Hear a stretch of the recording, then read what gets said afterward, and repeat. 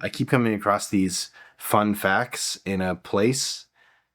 These are misunderstandings, I feel like, but I just keep seeing them, and they're presented as fun facts, and they're not correct.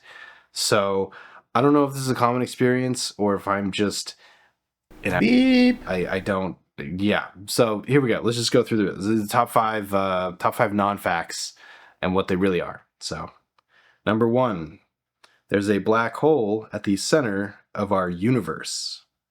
Some of you, I believe, milk just came out of your nose, and then others of you are like, "Yeah, it checks out," and then some of you are like, "I don't care." Black hole at the center of the universe. So I see this a lot, and I think it's just a misunderstanding of the difference between a galaxy and a universe. So, like for instance, in the scale of things, we have the Earth, then we have our solar system, then we have our galaxy, and then we have the universe. And there's a bunch of other steps, but that's so there's a difference between galaxy and universe. Our galaxy exists inside of the greater universe, that kind of thing. So I think the misunderstanding is when I see this, most of the time they're thinking there's a black hole in the center of our galaxy, which is true. It's Sagittarius A star, and it looks like that, except that's a different one. That's M12 or whatever. That's one of the other galaxies nearby, but it looks like that. If we took we took pictures of it. So yes, there's a black hole. There's a supermassive black hole at the center of our galaxy, as are most galaxies, maybe all, but probably not. There's also a bunch of black holes that are not in the center of the galaxy. They're just in the galaxy. Yeah, so there's that. So I think the initial confusion is galaxy, not universe. But then the fact that they said black hole at the center of the universe is also weird on its own, because the universe is a weird thing that we're still trying to figure out, and it's going to take us, the length of the universe to really understand it, honestly. But we do know, or we think, we being the astronomers and not me, that there's probably no center of the universe, because that's not how it's designed. That's not how it's set up. There's no center. So by definition, there's no black hole at the center of it, because there's no center. But by the same token, you can also say any reference point that you can point to in the universe is the center of the universe, because everything is around it. And so you could point to a black hole and say this black hole is the center of the universe, and I guess technically that would be right. But I think it's the first one. I think they're confusing universe and galaxy. There's no black hole at the center of the universe, because that's not a thing. Excuse me. There's definitely a black hole at the center of our galaxy, and we've measured it and a bunch of other things to it, and it's called Sagittarius A star.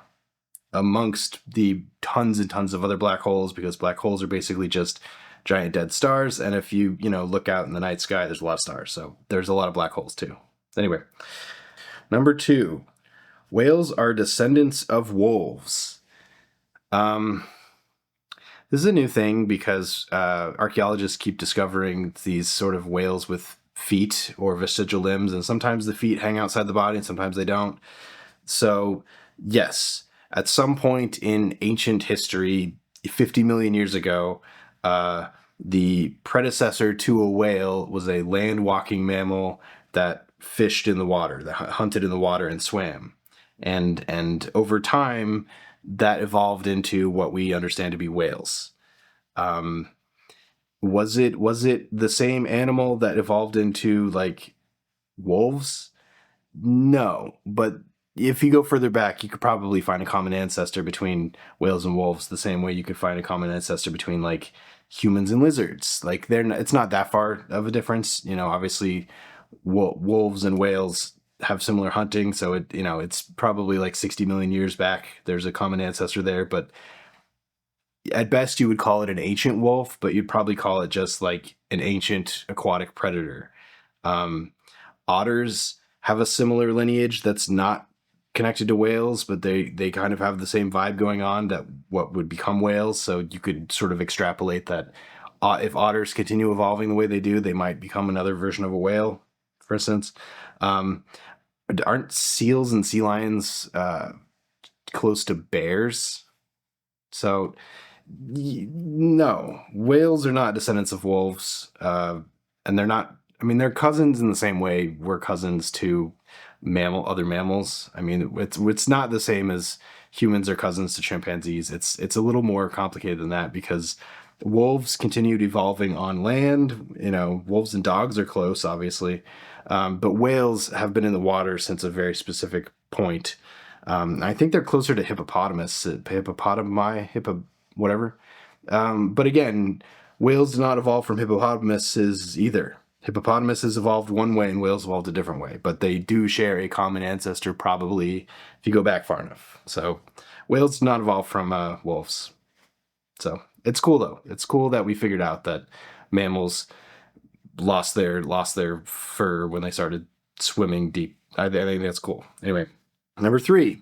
I saw this one the other day. I hear it in 2 versions. One is the male chromosome or male DNA is shrinking, and therefore there will eventually be no males.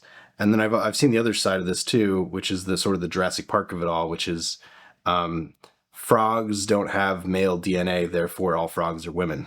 And then I think I actually saw somebody the other day say frogs, because they don't have male DNA, reproduce asexually.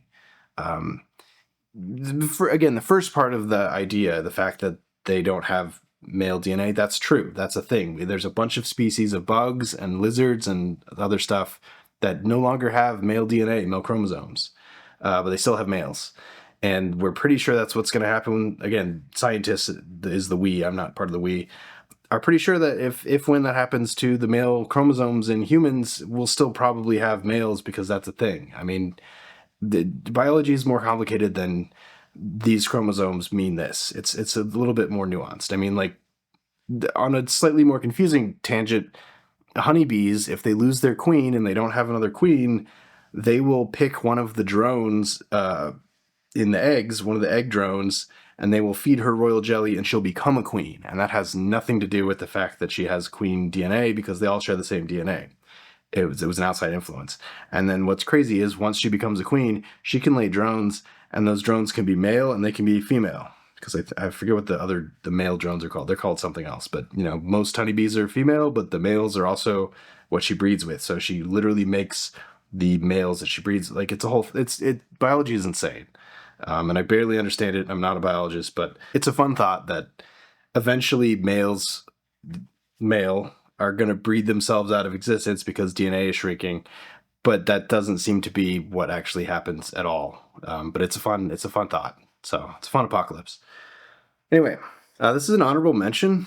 I don't know that this is one that actually comes up a lot, but I had somebody tell it to me one time and I straight up swallowed my gum. So I just feel like I had to bring it up.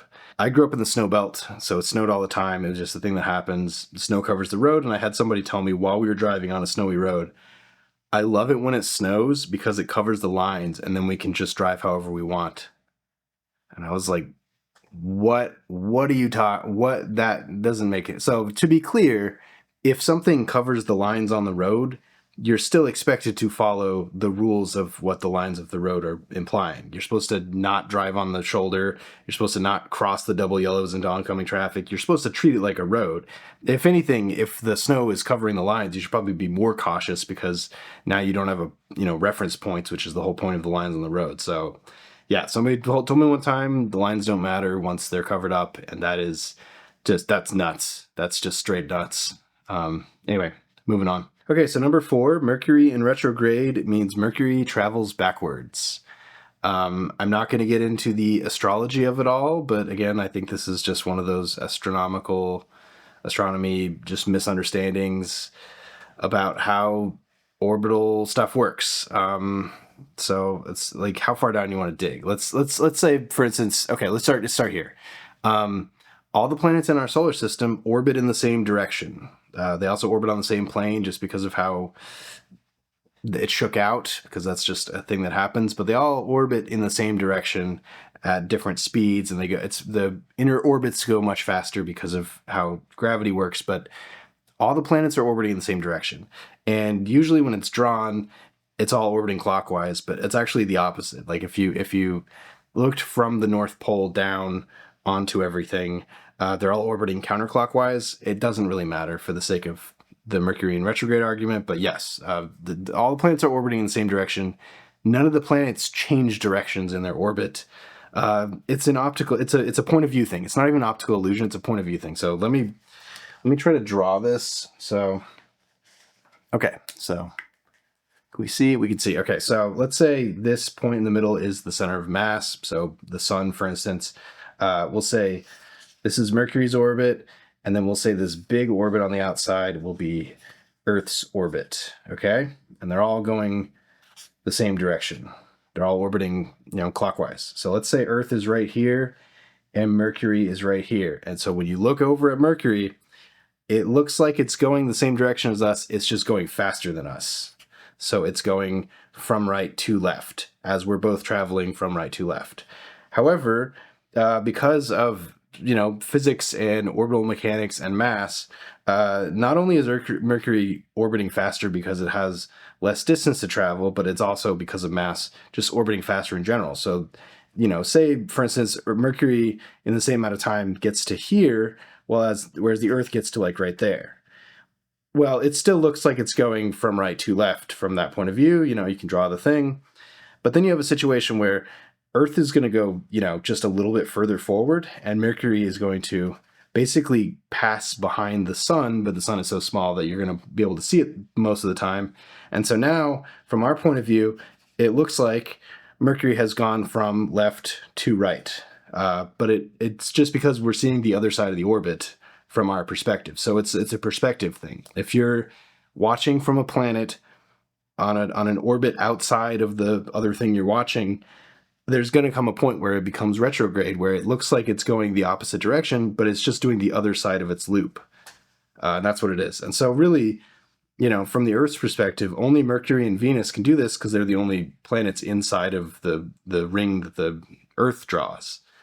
Does that make sense? It's basically just point of view stuff. So for specific times, and we can predict it because since, people have been looking up at the sun and the stars, we know when Mercury and Venus go into retrograde because it's part of their orbit, and it's basically just us looking from our perspective in our orbit, going slower than them, their orbit going faster, and basically going on the other side of their orbit. Well, they're basically on the other side of the sun from us, is basically what that means. So I hope that explains it, but it doesn't mean anything, and it's not even optical illusion. It's just like a thing that happens when you're standing on a circle going one way and they're standing on a circle and their circle's tighter, if that makes sense. So yeah, Mercury in retrograde means nothing. It's just a thing that happens. It's not an astrological thing. It's not a magical thing by any means. It's orbital mechanics, and we're not in the middle. And because we're not in the middle, things inside of our circle look like they're doing weird things because of the motion of circles inside of circles. Yeah? Yeah. Okay, moving on. All right, number 5, and this is scary, and it's probably the title because it's probably the most searchable, let's be honest, for this video.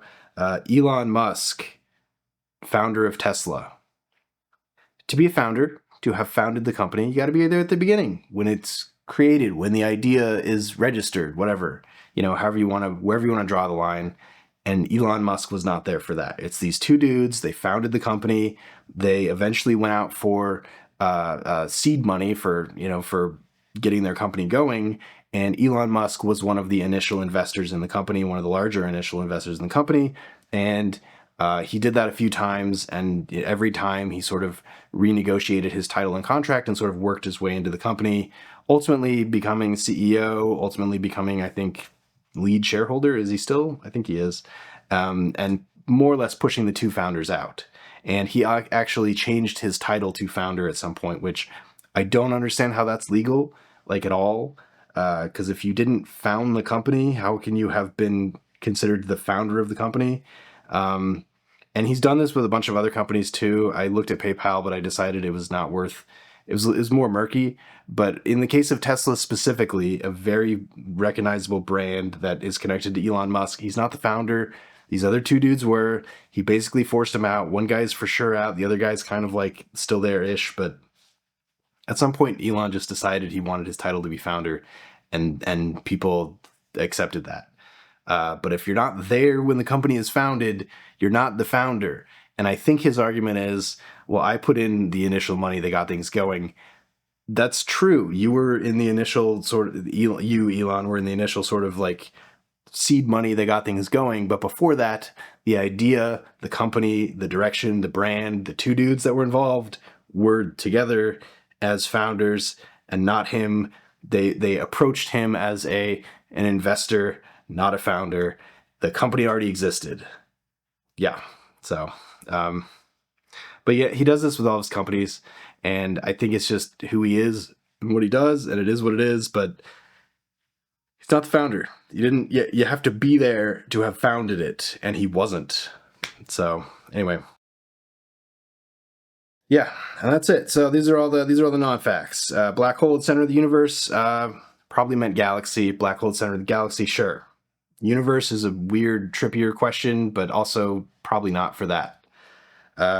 Whales descended from wolves? No. Whales share a common ancestor with wolves, probably, and they also do with hippopotamus. Male